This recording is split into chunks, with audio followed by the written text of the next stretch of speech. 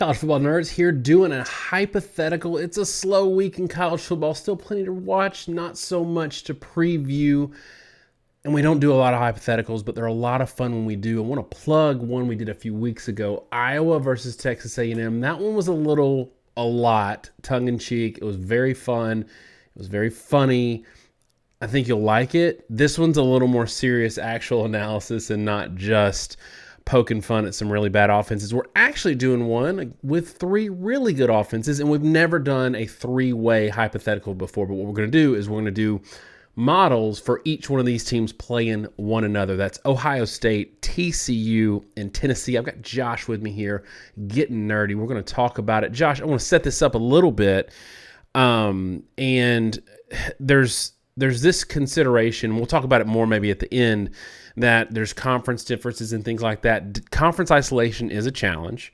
But I also want you to talk, when we talk through the model, about how the model accounts for that. Because, Josh, what people were saying in the chat Saturday night is Tennessee is obviously better than Michigan or Ohio State, even though Michigan's not in this hypo, because their opponents are 51-30, I think was the number. And Ohio State's were like below 500. And I want people to pump the brakes a little bit on that. TCU, Ohio State haven't played as strong a schedule as Tennessee, but we've seen Clemson play nobodies all year, come out of nowhere and romp people in the playoffs. So that's something that people need to think about when they're looking at these numbers. But also, Josh, get into the first model for us. Let's talk hypotheticals with Ohio State and TCU and maybe explain some of how the model accommodates some of that. Yeah, our model is purely based off relational data. And what I mean by that is it looks at how you did against other teams. And it also looks at how those teams did against everybody else they've played. And so when you talk about general schedules, particularly when you're talking within the same conference, our model tries to completely take into account the quality of the opponents you're facing. In my view, the biggest thing that drives college sports is differences in level of competition. It is not a very even playing field. Some conferences are a lot better than other conferences. But the problem is that you can have a team like Clemson that is dominant relative to their conference compared to everybody else. And you can say, well, their competition's crap. And it could be. But just because you play bad competition, if you're dominating that bad competition, you're typically an elite team. Now, teams that dominate bad competition and teams that dominate good competition may be hard to tell apart. But a team that barely beats elite competition in elite conference and a team that barely beats bad competition in a bad conference, one might have one loss and one might have zero. But what we consistently find is outside the situation of being dominant, meaning 3+ score wins, typically if you can take care of business against good teams, you're usually pretty good. But if you're just barely taking care of good business against mediocre teams, it may not be so much the case. So in our model, everything's sort of per play. We build this profile about how these two teams are going to do when faced up against each other, sort of get an idea of what the game would look like when they play each other. And then the other component in our model is sort of a self-learning concept where the model looks at your team, how you've done in prior games this season, and it says, okay, based off these games this season, this is what you needed to do to score. Not just like points per yard, but a little bit more of a like multivariate sort of, as you hit a certain point, maybe there's a certain number of things you need to go right for your team to start scoring. And then there's always a cap at the end where, once you hit a certain threshold, your offense just sort of takes off and you sort of hit your ceiling. And that's the way our model tries to approach things. In this case, you've got two teams with great offenses, right? Ohio State statistically a little better than TCU's at this point, 5.7 yards per carry, 9.9 yards per attempt. TCU at 5.5 yards per carry, 8.6 yards per attempt. Those numbers have fallen down a little bit. Again, quality competition is accounted for across the board in this. And I will say, in terms of opponent averages, TCU's opponents actually do move the ball a little better than Ohio State's. About 0.8 of a yard, almost a full yard per carry better on the ground, and then through the air about 0.7 better. So pretty substantial difference. Ohio State's average opponent passing is only 6.7 yards per attempt. That's not a great number. And so when you sort of factor that all in and you take into account the defensive statistics, because when we look at things, one of the, I think, more fun intermediary statistics we generate is this opponent average number. So if your opponents are averaging 4 yards a carry on the season and you allow 3, you've allowed them 75% of their averages. Again, trying to draw everything to a relational statistic, accounting totally for strength of competition, that's a way for us to sort of have an accurate gauge of the quality of your defense and offense, while just looking at who you've played and the qualities they're in. Ohio State and TCU defensively, when you start looking at it from that perspective, are actually pretty similar. Ohio State is allowing 86% of opponent rush averages, 90% of opponent passing averages.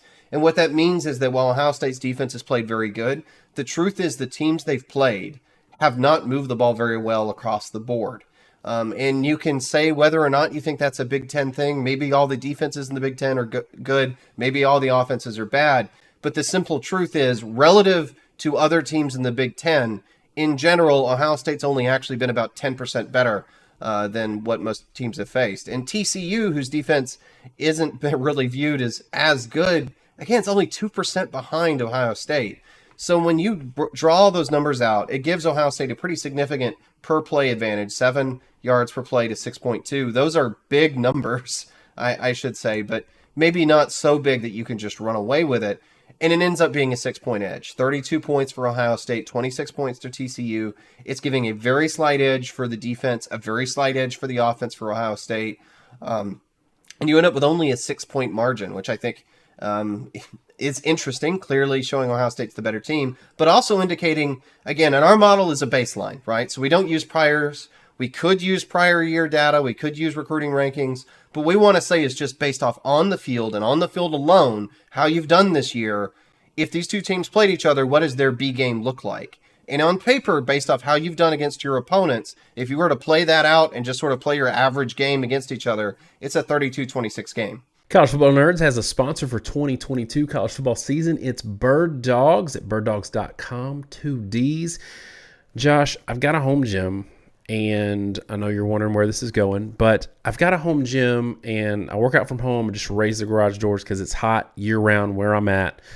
I wear my Bird Dog shorts, and you know why? Because my wife, she wears Lululemon, and they got a men's line too, but I just can't find myself wearing the same brand of workout gear that my wife wears. So I found some that's wife approved, and partially because they make my booty look good. I'm a big dude. Even in the Bird Dogs pants, my butt looks good, and I like how they fit. So I think you're going to do a little show and tell for us just so we can see just how good those things look.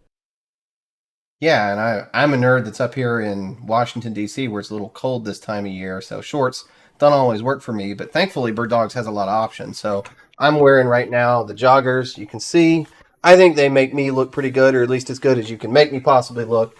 Got good pockets. They're comfortable. Work for me when I'm on all my remote work from home calls up in the office. And so, yeah, good products. Got shorts too if I want them. Love them.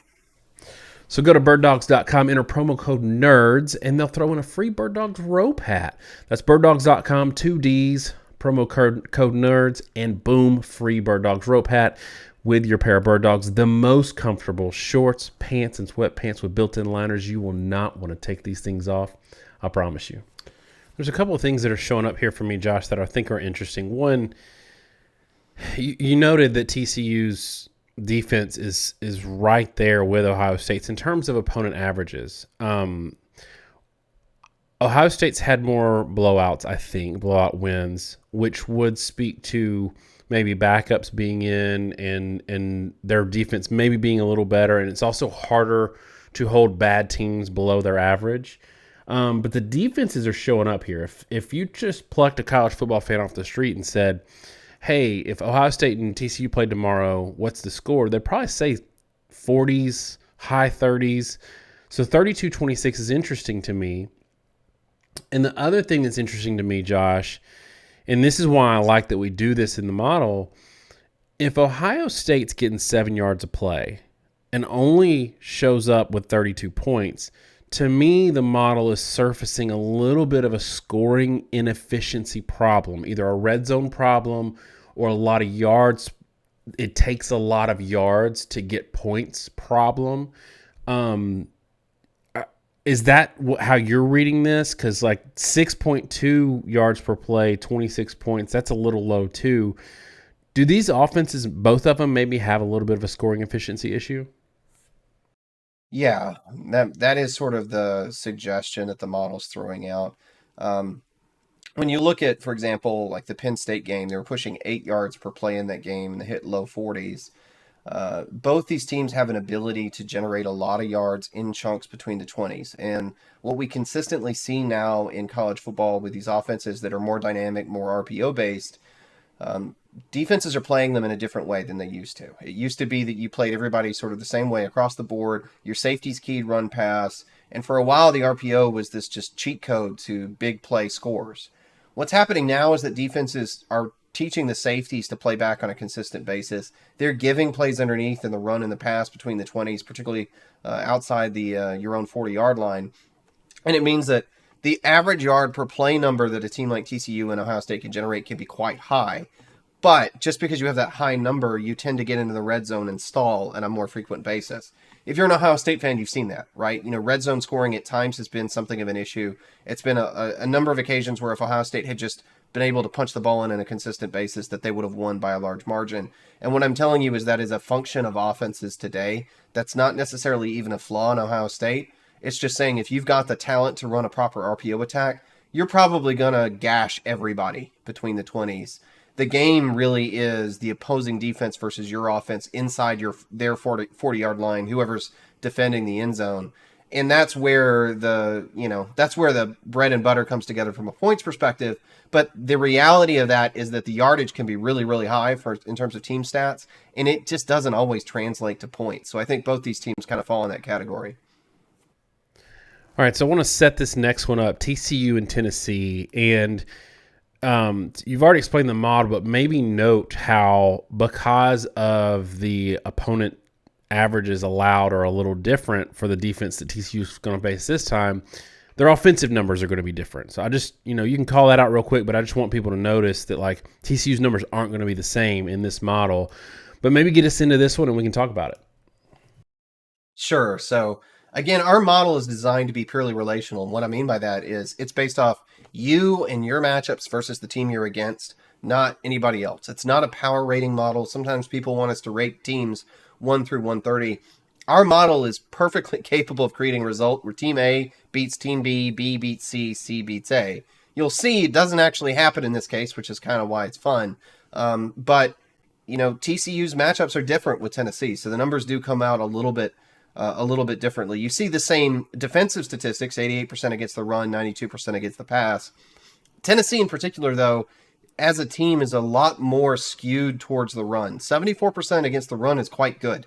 Tennessee has been an underrated run defense for much of the year. Nobody's really run well on them. Alabama ran a little bit in their game, but not a ton. Success against Tennessee has consistently come through the air. 97% of opponent passing averages, not a good number. Basically, whatever you get on your average day, Tennessee's going to give it up to you. And remember, your average day probably has a number of G5 teams and some rough opponents in it. I'll say our model does not include FCS data at any level, so you can throw that aside. But the matchups here start to shift to Tennessee as well. The yardage differential isn't as great. It's about 6.6 yards per play to about 6.2. The scoring efficiency numbers, I guess, come out about the same way with the model. I don't have a magic way to say exactly how it generates it. There's a lot of fuzzy math behind the scenes, but you end up with 29 points to 26. We went from a 6-point margin to a 3-point margin. You saw the yardage differential drop. And I think the most interesting thing here really is, TCU and Tennessee both are expected to be pretty explosive teams, both expected to get over 6 yards per play. But the yards per pass number for Tennessee in particular grabs me. Anytime you're over 9.5 yards per attempt, that offense is moving through the air. And the funny thing is people see these teams as being balanced, but in truth, Tennessee is significantly more run than they are pass. We were, I think, kind of originated a statistic to point out to people in the Georgia-Tennessee game. Georgia actually throws more than they run. Tennessee runs more than they throw. That perception's a little bit off nationally. And you do see this here, that Tennessee, if they were more reliant on the pass, I think this margin would be even larger. But because they don't run the ball that effectively in TCU in our model, and they're actually a little bit more dependent on the run than they are the pass, when you've seen them struggle, it's usually when they can't run the ball. That holds them a little bit more in check, and so this game ends up being a little closer. Josh, I'm going to give TCU a little bit of shout out here because, again, kind of implicit in the numbers, but maybe a little hidden, is this is a close game. And look, these models are hypothetical. There's more data to come that would maybe paint this picture a little differently. But a 3-point spread, that's anybody's game, especially on a neutral field. Tennessee has had what we all think is the tougher schedule, and they've had more blowout wins. TCU's had closer games and what we think is the weaker schedule, yet we look at this score right here and it's really close. So this to me maybe is saying that TCU's actually played more quality than we maybe have anticipated. And maybe Texas has bumped that up a good bit and beaten them on the road, and holding them to the 10 points has done a lot for their numbers. But to me, with a score this close, given that TCU's had a lot of close games, Tennessee has had a lot of blowout wins, kind of tells me that maybe the data out there says that TCU's played a better schedule than we think. Yeah, I think what it mainly suggests is that TCU's played teams that are more capable of scoring than we assume. It's difficult when you're playing pretty good offenses on a weekly basis to win a game where you totally shut the other team down or shut them out. And I think that's probably a significant factor to it. The fact that TCU, does win games, and sometimes they've won them close against teams that aren't great. But even teams like, Kansas, right? I say even Kansas. Kansas was ranked and was very highly ranked at one point this season. They certainly have a good offense. And it's not a shame to be unable to completely shut them down. Probably in the same way Tennessee doesn't get docked too much for the Florida game, who's one of the better rushing teams in the country. But there is one caveat I'll put to this model, and, I've said it in a lot of different ways. We can't properly account for conference differences, right? So everybody in a given conference, they're going to play the other teams in their conference. And at this point in the season, probably about 80% of your data is based off teams you've played. And the problem is the teams you've played, 80% of their data is based off teams in your own conference that they've played. And so a large subset of your data is pooled. And I always try to analogize it to looking at Polaroids of a peak in the Alps and a peak in the Himalayas, and you're just trying to look at this picture and say which one's taller. Just because one team's taller relative to the other in the Alps does not mean it's actually taller than the peak in the Himalayas. And that's kind of the problem we have here. So when you want to look at these models, I do think you have to make a mental adjustment, not for quality of competition in terms of win-loss record or in terms of whether they can move the ball, but you have to make this weird sort of compensation. And this is where recruiting rankings come in, and like FPI. We could bring it in, but I kind of don't want to, because I want a pure how you've done on the field performance thing. I want the recruiting rankings to be your own mental evaluation for how much that matters. But there's an argument that a team that moves the ball in the SEC might be a lot better than a team that moves the ball in the Big 12. Or a team that can slow you down in the SEC has to be a lot more talented than the Big 12. It's just like comparing high school football in Ohio versus Texas, or football, you could argue, between two different divisions, 6A versus 2A ball in the same state. And so that's kind of the problem, and really how you want to apply that is mostly subjective, with some historical indication that, yeah, teams that recruit better and conferences that recruit better, those statistics probably need to be weighted higher than others. But, there's no good or easy way to do it. And this is why we advocate for all Power 5 teams playing an 8-game conference schedule and mandated 2 games out of conference against other Power 5 teams. That would give us a tremendous amount of connecting data and give us an idea of relative conference schedule strength. So even when you go back to your conference and circle the wagons and everything's played within conference, we still have a good idea of what the results look like relative to a national landscape. Right now, when you have teams playing 9, which there's nothing wrong with playing 9, like versus 8 or whatever, that limits the data a lot, especially when you have there's teams in both of these conferences that play 9 and the Pac-12 that don't play any Power 5 team out of conference. And so that's where it would really help in the data if we had more of that. And more of that in the regular season would make what's already the best regular season in sports even better. All right, Josh, let's do the last one. Ohio State and Tennessee. We've already got the 2 numbers from the other 2 games. And just take it away. Yeah, and you guys know the drill by now. You've kind of already heard how this works. And what you see from, interestingly, the Ohio State and Tennessee game is it really does split the difference between the other two. I emphasize our model doesn't have to work this way. It's just in this case it did. And I think it speaks to the fact that these three teams are actually, and you can really see in a lot of the metrics, they're very similar teams, just at slightly increasingly better tiers of quality. Ohio State is a little bit better than Tennessee. 31-28 the score here, 6.9 yards per play to about 6.4. 3-point differential. And it really, again, it comes down to the passing game. Tennessee's big problem, I think, in this model, and it's a consistent thing we talk about the playoffs all the time. Run games don't travel that well. Passing games do. Typically, we never see pass defense numbers below about 70% of opponent averages. You just can't really slow down an opponent passing attack that much relative to how good they are naturally. There's so many things in the passing game where you can create opportunities for yourself. But in the run game, we routinely see elite teams get that number to like 50%. An elite run defense can stop the run. Makes total sense, right, if you watch NFL football. The problem is Tennessee is a more run-based team. And when the run doesn't work as well, they don't do as well. So when you're playing in these sorts of games, I don't think they scale up quite as well as some of the other ones. And again, it's close. It's a 3-point game, guys. A 3-point game. And what you see really is, if you were to assume the Big Ten and the SEC were equal relative to their competition, what Tennessee has done, this model is saying, what they've done, when you break it all down, how good the teams they've played in the SEC are compared to the rest of the SEC is really just right there with what Ohio State has done versus teams they've played in the Big Ten compared to how those teams in the Big Ten did against other teams in the Big Ten.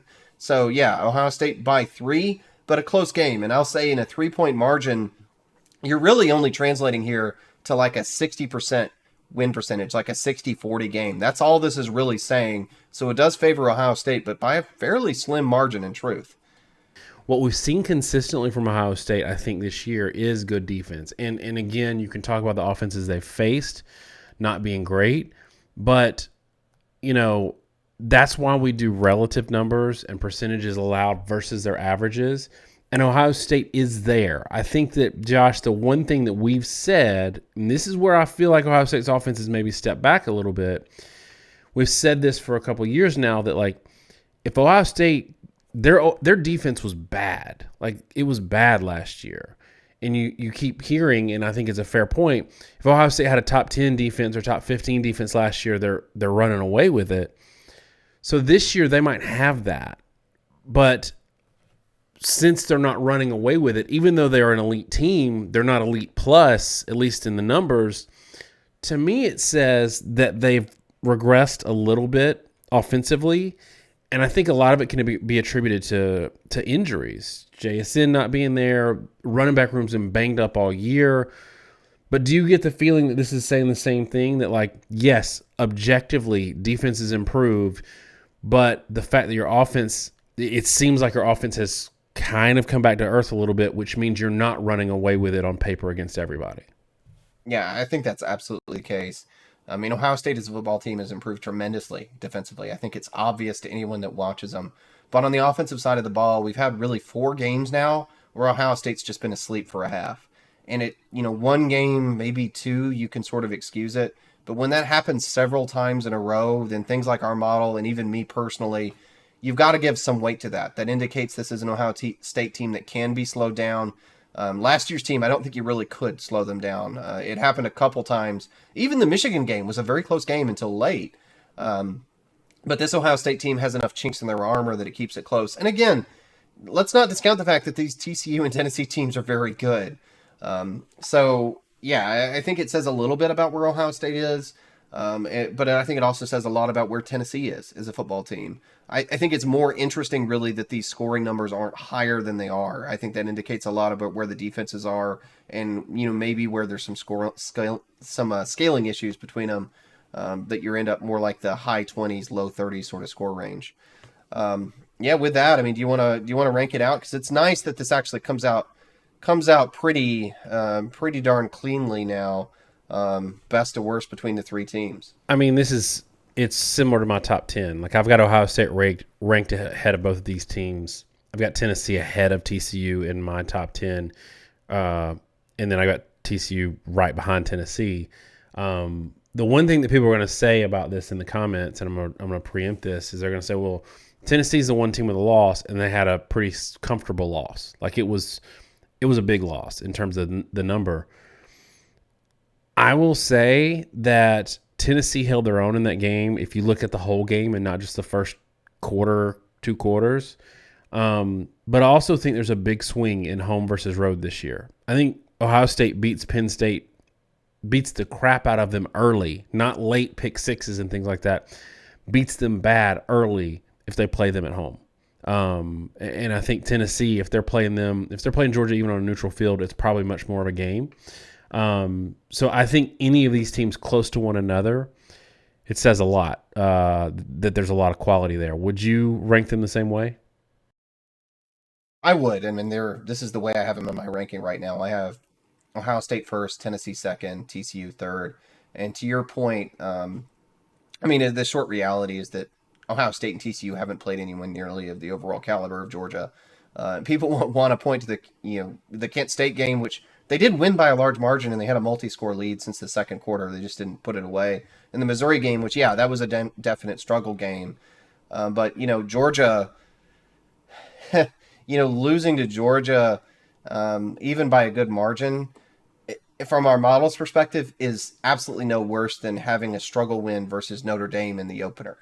And that's kind of the problem and why they end up close. I mean, it's a little bit worse, which is why Ohio State's ahead, but it's not that much worse. And I think Georgia would be a multi-touchdown favorite over literally anyone in the Big 12 right now. So it's just sort of a unique data point. And maybe if Ohio State, well, I would say certainly if Ohio State had played Michigan, you'd have a little bit of a different data point, a little bit of a different result.